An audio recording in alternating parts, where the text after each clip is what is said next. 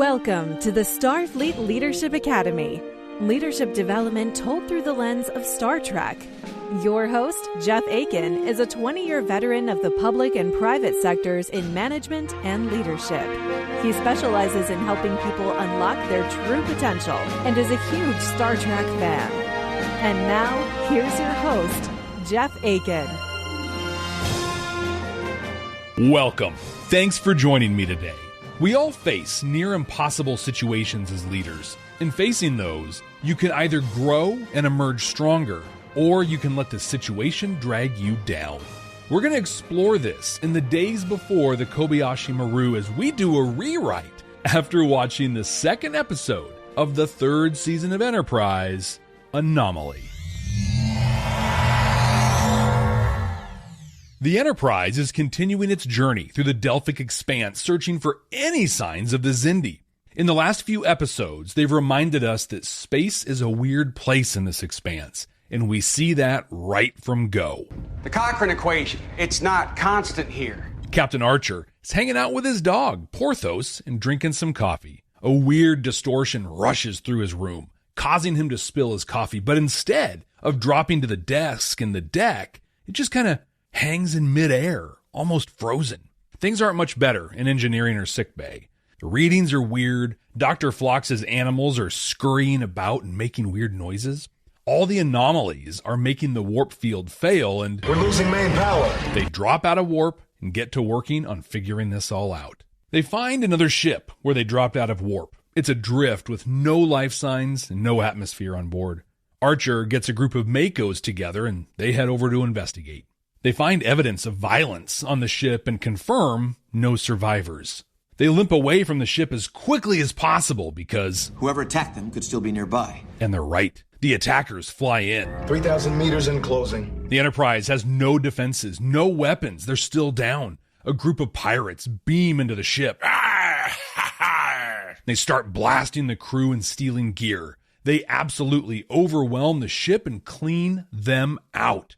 As the last of the pirates are beaming out, they're able to capture one and lock him up in the brig. But they are in a bad way. How bad is it? They made off with 3 photonic torpedoes, a case of plasma rifles, 24 stun grenades, just as they cleaned out half the food stores. They have maybe a month's worth of fuel left. They're almost out of food. Like, yikes.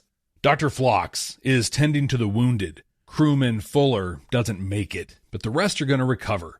He has information on the captured pirate, though. You might be interested to know that I recognize his species. He's Osarian. He's not from the Expanse?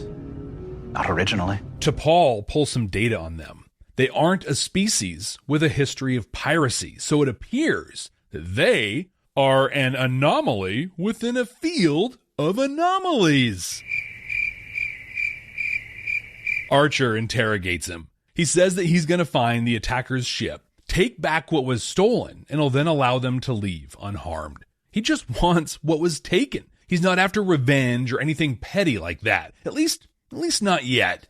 But dude isn't keen on helping out. If he betrays his crew, his captain will kill him. And he isn't too worried. He says the Enterprise crew is far too civilized to do any real harm. He goes on to say that his crew started here, right? Just looking for trade routes. But they couldn't get out of the Expanse. After a few more encounters with the anomalies, it wasn't long before we became predators. From there, they've slowly slid into more and more violence. T'Pol and Mayweather have been studying the derelict ship's records. With the info they gathered, they believe they can track the pirates' ship and have weapons online by the time they find them. On the way, they find something wild and unexpected. A sort of a blank spot, a gap in space. They pass through a barrier of some kind, lots of turbulence and pressure on the ship. When they emerge, though, they find a massive sphere. It's approximately 19 kilometers in diameter. Now, that's almost 12 miles for us in the U.S. It's clearly manufactured, but who could construct something on that scale? That's no moon. They approach and find an entrance. They board a shuttle and head inside. It's huge and cavernous. But they find a spot to dock. Not too surprisingly, they find their cargo there and they begin recovery operations. They even get in a tiny nod to Deep Space Nine while working through the cache. They're not going to run out of stem bolts anytime soon. They get most of their stuff back, other than what they assume is being used on the pirate ship.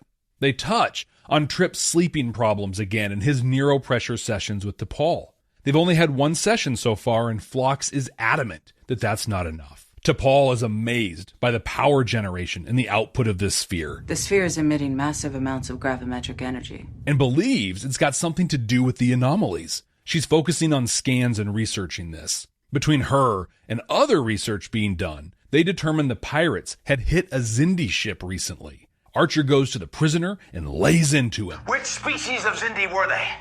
What did they look like? He's still not helpful at all. So Archer grabs him, takes him into an airlock. Calling his bluff, the prisoner says nothing. So Archer starts depressurizing it. Reed comes by. He tries to talk Archer down, but he is committed. At the last second, he lets the prisoner out, locks him up again.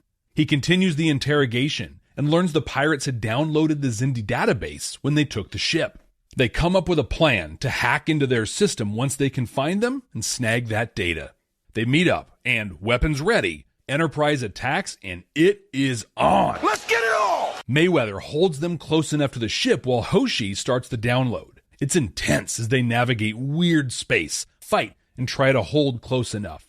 When they get most of the database downloaded, they take out the ship's engines, and the fight is over. Archer returns the prisoner to the pirates, prompting him to taunt. So you have let your morality get in the way after all. And warns that mercy won't help them in the Expanse. We do not train to be merciful here. Mercy is for the weak. Here, on the street, in competition. A man confronts you, he is the enemy. An enemy deserves no mercy. Back on their way, Archer begins pouring through the Xindi database, and we go to credits with him lost in all that data. This episode really starts changing the direction and the feel of Enterprise. When this Xindi arc started, we talked about them wanting to move this series in that direction. Now, well, here we go. There are 22 more episodes in this arc, and we're already seeing some of the substantial changes in the characters and the overall tone of the show. Come to Quark's Crush is fun. Come right now. Don't walk. Run! In the 30th episode of the Starfleet Leadership Academy, Discovery, Choose Your Pain, I talked about the incredible performance review that Saru set up for himself. Now, there's a tool that enables you to do the same thing for yourself and your teams. For your free copy of this tool, visit starfleetleadership.academy and join the mailing list. You'll not only get a free copy of this incredible tool, but you'll also hear about other cool things going on with the Starfleet Leadership Academy. Visit starfleetleadership.academy today and get your free copy. I do carry a select line of unique artifacts and gemstones indigenous to this region.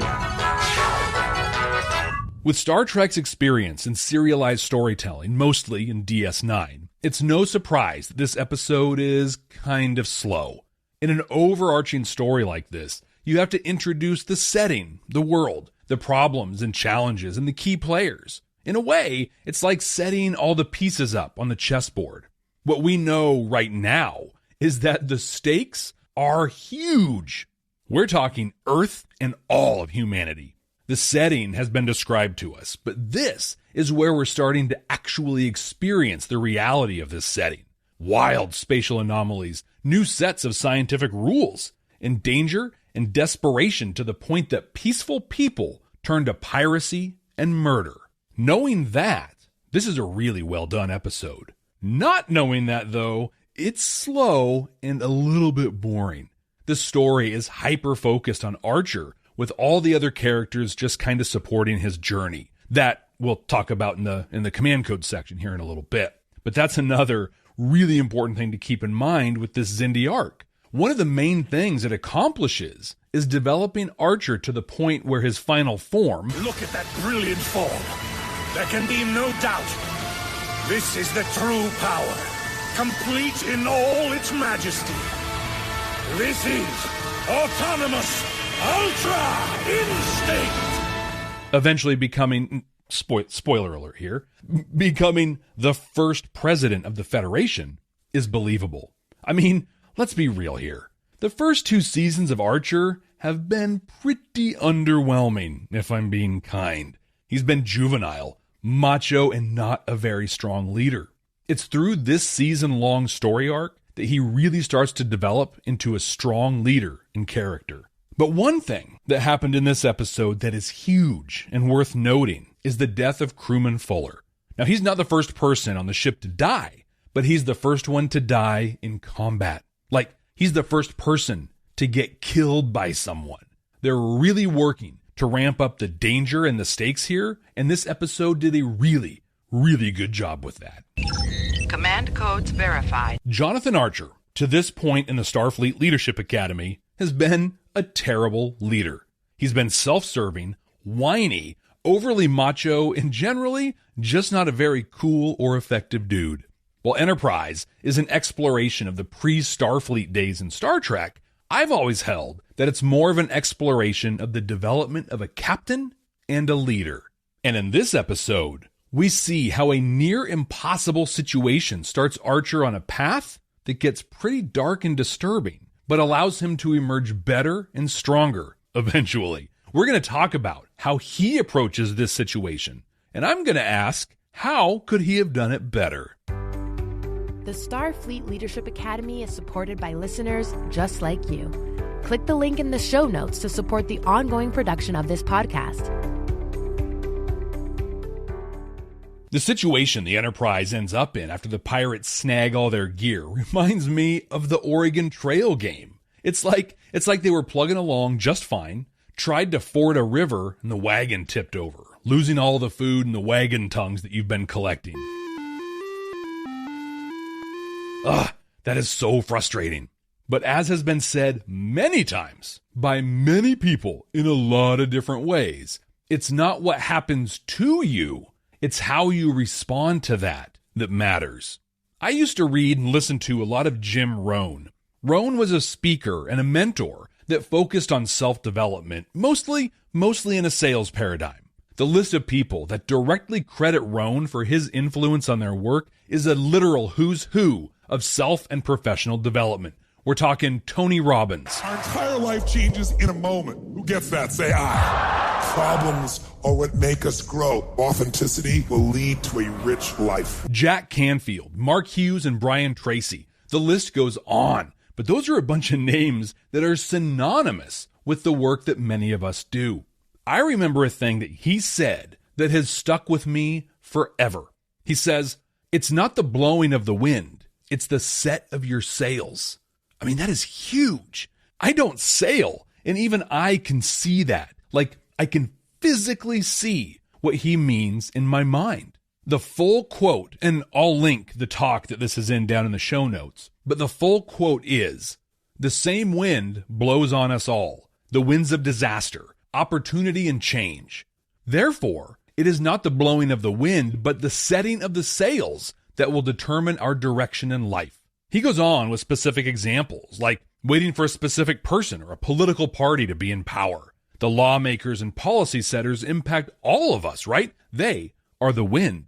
But regardless of the administration, some do well and others don't. That is because of the set of their sail. In this episode, the pirates take out a number of ships. The derelict that we see early on, the Xindi ship we learn about later, and eventually, at least in the short term, the Enterprise. The pirates in this are the wind. The previous victims lost all of their stuff and died, while Enterprise came out relatively whole. That was because of the set of their sails. So we're not going to talk about the pirates at all. They're just the wind, and the same wind blows on everyone in this region. We are going to focus on how Captain Archer sets the sails, how he chooses to respond and react to the situation. In an effort to offer some grace to our dear captain, I want to acknowledge that stuff is weird, right? Porthos is barking at stuff. He's got coffee floating in the air. That said, at like 9 minutes into the episode, the cracks in his demeanor really start to show. In his ready room, he's getting huffy. pacing around. Eventually, he grabs his coffee cup, the one that was floating in midair. He snags it and he slams it into his desk. He is not holding on well at all. But if I'm being honest and extending grace, this wasn't at all unreasonable. This is starting to become an impossible situation. So it's natural and okay to get frustrated with that. Heck, it's even okay to slam your floating coffee cup down, as long as you do it like Archer, in private. Find a safe space where your release isn't going to influence your team, and then let it go. But where Archer continues down this path, losing his cool, you need to let that time in your office or wherever you went privately bring you back to cool. Archer does not do that at all. In fact, when he's interrogating the prisoner the first time, we get a glimpse into his thinking, and it is not good. The situation is getting worse and worse, seemingly by the minute. If this prisoner would just play ball and answer Archer's questions, they could go after their gear, send dude back, and it's all good. I mean, Archer started out awesome here. He didn't want revenge or anything like that. He just wants his stuff back. He just wanted the prisoner to tell him how to find the pirates, get his stuff back, and they could all go along their merry way. Honestly, a pretty sweet and generous offer. So far, so good with Archer at this point. But prisoner isn't gonna play ball. He knows that if he gives any info up, the pirate captain will kill him. So he's faced with certain death or something that he thinks will be better than that. He doesn't believe that Archer and the Enterprise crew have gotten ruthless yet. He doesn't believe that they're going to actually kill him. And we, as the viewers, we don't believe they'd do that either. I mean, this is Star Trek, right? Or is it? Fun bit of trivia. This is the last episode of Enterprise that was just called Enterprise. After this, it's called Star Trek Enterprise. And Archer kind of leans in to this not being Star Trek. I need what was stolen from me. There's too much at stake to let my morality get in the way. Now, to be fair, these are just words at this point, but they just don't feel right. And this is Archer crossing into a place of pure desperation. This is actually a really good spot right now to pause and do a quick reality check. The stakes here for Archer are extreme. They're going to run out of fuel and food within a month, and the ship has no defenses. Without a solution, his crew is sentenced to a slow and lonely death. With the exception of about 3 of you out there, your stakes will never be this high. And never, ever stop thanking whomever you need to thank for that fact. So with that in mind, we find ourselves in seemingly impossible situations in our work life. These are the situations where leadership is really needed and we start earning our salary. Could you pay me in advance? Here shortly, I'm going to present a different approach that Archer could have taken. The approach that I recommend for you. But I want to check in right here and first acknowledge that your world is probably not the same as Archer's. And second, what he's doing here is not okay. Not okay at all. So back into it. The story continues and the situation gets more dire. Now, on top of the survival of his crew, Archer believes these guys have critical information to get them closer to accomplishing their mission with the Xindi. And this is where we see an entirely new and dark side of Captain Jonathan Archer. He tosses the pirate into an airlock and starts depressurizing it.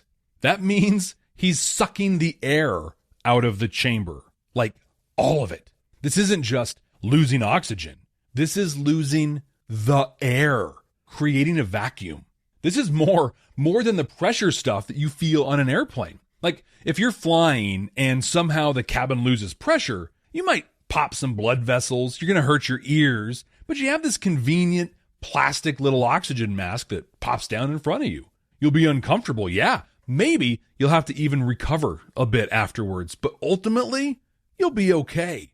When you're in an airlock, you're going to pop a lot more than blood vessels, and there isn't a plastic oxygen mask with a baggie that won't necessarily inflate. Bottom line, this is cruel. This is unusual and an extreme form of torture from the captain of the Enterprise. And he doesn't just put dude through this and wait for him to talk. No, he leans in. You better start talking now, because in about 40 seconds, you won't be able to. Captain Archer lost his cool and went against what we've been made to believe are his personal values, as well as the values of United Earth. And the worst part of this, and again, spoiler alert, this isn't the worst moment for him in the series. Yeah, buckle up. It's kind of a downhill ride for a little while. Now, we get a level of relief at the end of the episode. They get their stuff back, the prisoner is returned, and they even offer us a shred of hope. So you have let your morality get in the way after all. But honestly, that almost makes this all worse. So, failing grade for Archer here. Unless you're an ends justify the means kind of person, and if you are, I invite you to check out a number of episodes of the Starfleet Leadership Academy. I'd say, off the top of my head, the 19th, 38th, and 49th, maybe the 63rd episode. I'm sure there are more. Okay, so that's what happened. And I think we can all agree that it was not okay. So let's do the thing I love to do with Enterprise and do a rewrite. Let's start back to when Archer grabbed his coffee cup and slammed it down on the desk. Like I said, nothing wrong with that if that's what you need to do. Sometimes we need a big physical release. The caveat here is that you don't want to hurt yourself or others or destroy anything. Contained violence, I guess. For me, this often involves pillows or couch cushions, either screaming into them or punching them.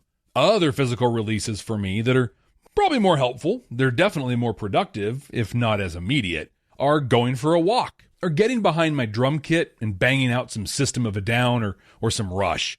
You need to figure out what your big physical releases are. Plan ahead. When you aren't prepared, you do things you're going to regret. I've been in meetings before that are not going well, and I'll look ahead at my schedule and try to work in 10 to 15 minutes to either get behind the drums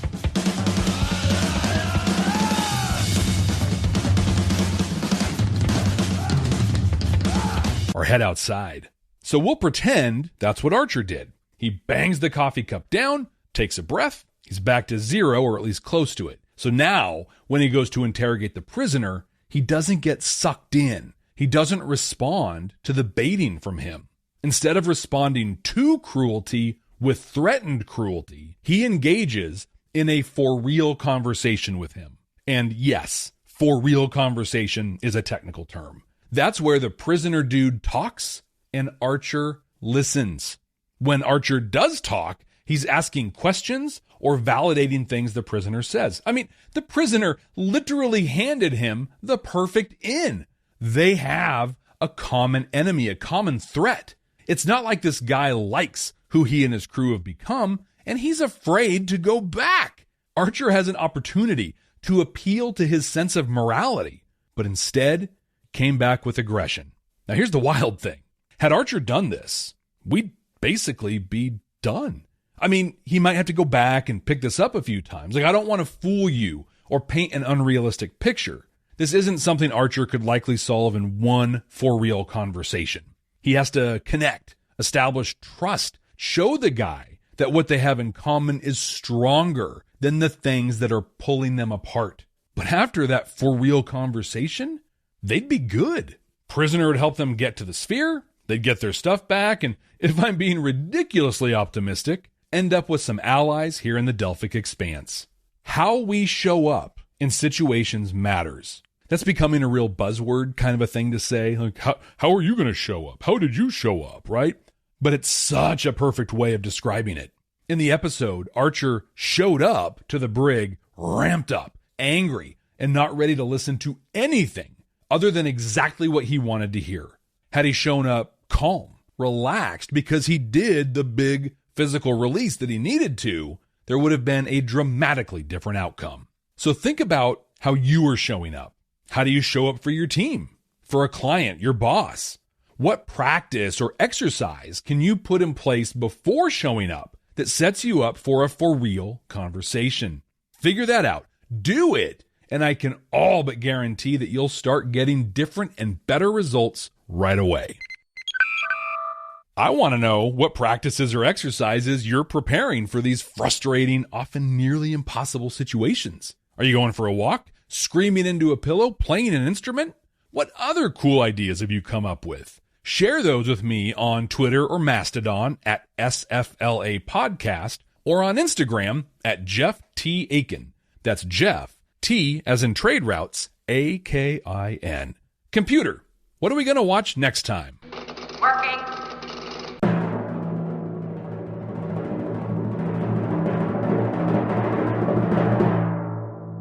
We're headed into the second season of The Next Generation, the 14th episode, The Icarus Factor.